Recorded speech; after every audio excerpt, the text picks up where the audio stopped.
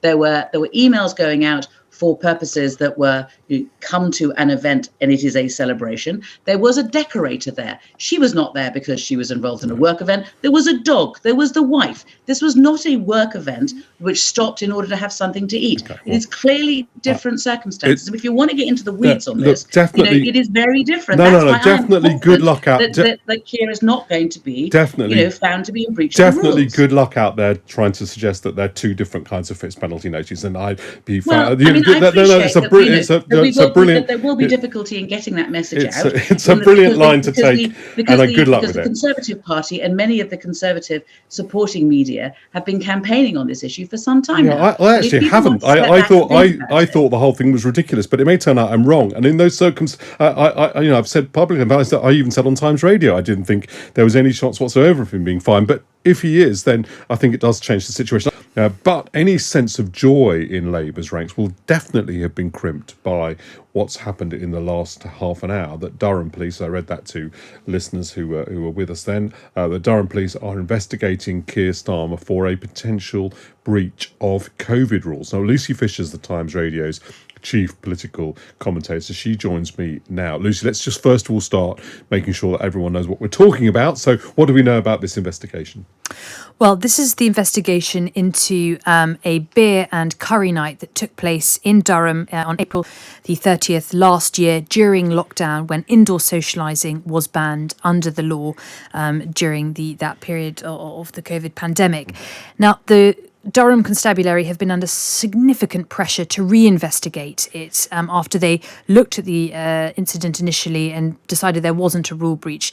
They have confirmed today that they are looking into it once again. I see that Fiona Hamilton, the Times' crime editor, who's impeccably sourced among the police, understands that Durham police actually made this decision several days ago, but because of the purdah rules ahead of the local elections, couldn't confirm it until today. So how serious is this for Keir Starmer? In a moment, I'm going to be joined by Emily Thornberry, the Labour's Shadow Attorney General. So before I ask Emily about this, how serious do you analyse this to be? I think it's incredibly serious if he gets a fixed penalty notice. And that's because he's called not only for Boris Johnson to resign over Partygate and getting an FPN, but he's also called for the Chancellor to resign. Now, I think most people would agree that Boris Johnson is pretty fundamentally ensnared in this whole scandal. He's being investigated by the police for 6 out of the 12 events they're looking at. Rishi Sunak is a very different case. The lapse that he made is a one-off, as we understand it, being present in the wrong place at the wrong time, not even invited ahead of time to the Cabinet Room event at which the Prime Minister was wished happy birthday. So the fact that Keir Starmer called for Rishi Sunak to resign for that one-off lapse means that it's very difficult to see how he can get out of resigning if he gets a fixed penalty notice for a one-off as well. Well, look, fortunately, we've got Emily Thornberry, a Labour Shadow Attorney General, with us now. So she's got an expert on top-level Labour politics and also on the law. Emily, the choice, if he receives a fixed... Good morning. Sorry, quite being rude. I should have said good morning first. Good afternoon, sorry. Good afternoon. I'm sure it seems like morning if you've been up all night. So, listen, it seems to me there's a choice for Keir Starmer if he does get a fixed penalty notice. One of them is to withdraw his call for the Chancellor of the Exchequer to resign, and the other is for him to resign himself. Which do you think he should pick? Well, hang on. Wait a minute. You're getting a bit overexcited here. The first thing that you have to kind of bear in mind is that he hasn't broken any rules. No rules have been broken here. It's been investigated. The police say that there's new information. That's fine. We will answer questions. We will be of all assistance to the police, but we are completely confident that Keir is completely in the clear on this. So, okay, let's assume that let's ask the hypothetical question, which after all you did. Obviously, politicians are great when it comes to hypotheticals. As you know, it did, yes, but obviously Keir Starmer several times put the hypotheticals to Boris Johnson in Prime Minister's questions, so he can't really give us the hypotheticals. We do everything that was the case, which he knew before Boris Johnson get a fine, and we know now, and he didn't didn't say, well, let's wait for the Sue Gray report, which appears to be the answer you're giving me now. So let's not wait for the Sue Gray report. Let's try and see whether we can answer the question. If he does receive a fixed penalty notice, and after all, Durham police, in a fairly simple circumstance, have reopened the investigation based upon new information. So this is hardly a sort of wild speculation.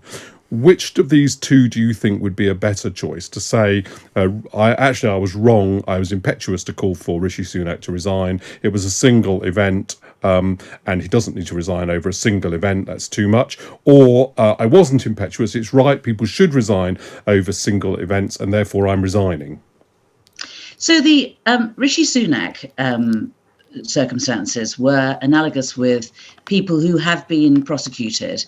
There was a woman who went round to her neighbours with a birthday card, and there was a party there. And once she arrived, she joined in the party, and her and 4 others were all prosecuted. And that was a pretty clear parallel between her circumstances and that of Rishi Sunak's. And it would have been wrong for Rishi Sunak not to have been prosecuted, given that there were circumstances very similar where a woman had been prosecuted and fined.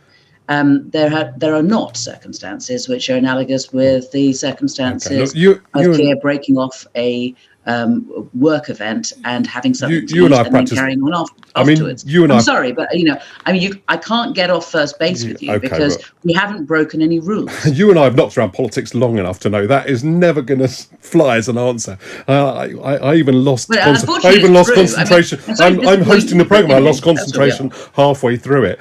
You can't possibly say that there'll be you're going to try and argue there's a difference between 2 types of fixed penalty notice. No, I'm not saying there's a difference between 2 types of fixed penalty notice. What I'm saying is that there will not be a fixed penalty notice for Keir Starmer. Okay. There should be a fixed penalty notice for the Chancellor, because he was prosecuted for circumstances that were entirely similar to other people who've been prosecuted for the same thing, which is turning up to something, and then once you discover that you're breaking the rules, you carry on anyway. Right, and that is not the circumstances in relation to Keir, because he wasn't breaking the rules at any stage. So to understand it, you're resting your argument on, you agree with me that there might be very serious consequences if it's found that he did receive a fixed penalty notice, but you're confident he won't receive one, and the question will therefore not arise. But you accept that it's a serious question. I can tell you this, and perhaps maybe this will satisfy you.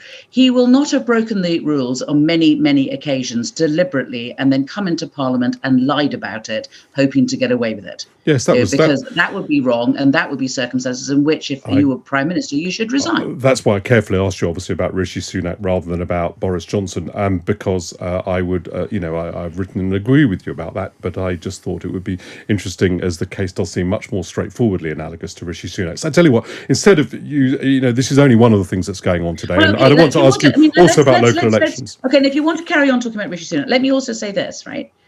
That Rishi Sunak was involved in an event that had been agreed, that had been organised in advance, where, as far as we understand it, invitations have gone out for specifically a party, a birthday party. A cake was there for the specific purpose of there being a celebration. We have yet to see the emails, we have yet to see the photographs, but from what we understand, there are photographs which show that this was not a work event, it was a celebration. There were emails going out for purposes that were, you come to an event and it is a celebration. There was a decorator there. She was not there because she was involved in a work event. There was a dog. There was the wife. This was not a work event which stopped in order to have something to eat. Okay, well, it is clearly different circumstances. And if you want to get into the weeds on this, definitely, it is very different. Definitely good luck out. That Keir is not going to be found to be in breach of the rules. Definitely good luck out there trying to suggest that there are 2 different kinds of fixed penalty notices, and I'd be brilliant.